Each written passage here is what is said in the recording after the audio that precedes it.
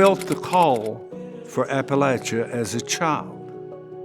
She said they were having a missionary service, and the speaker spoke on Appalachia.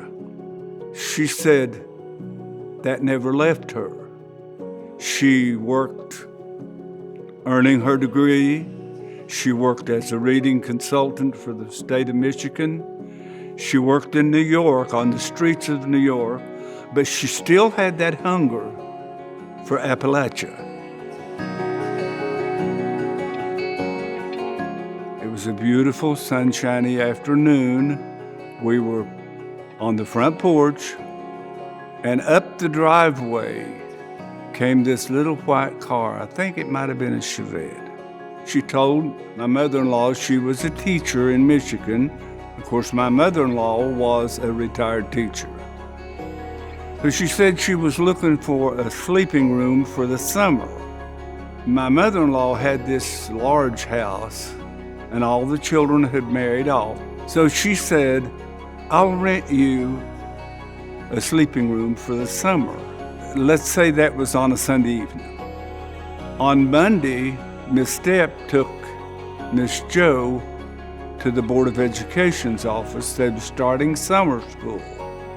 And our superintendent at that time was very well known for not hiring outsiders. Miss Stepp was such a stately lady. For her to give Jo the thumbs up, the superintendent hired Jo right on the spot. As much as we understand in the history of Appalachia Reach Out, she would come in the summers in the late 50s and the early 60s, mid 60s, and do tutoring, and she would partner with the school district. We really don't know how she ended up in Martin County itself, but she would come down summer after summer and help with the reading. And so she would go in the hollers and work with people in the homes. And then by 1972, she actually formed Appalachia Reach Out, and it became a full-fledged mission. VBS was out in the hollers back then, and we took everything out there. We had a banana box full of all our supplies and a blanket. We sat on the ground and had our little group of kids. Our granny calling was all over the county, and I had a few very favorite grannies that I loved to call on, and they were just real special to me. And other things we did, we went to the nursing home.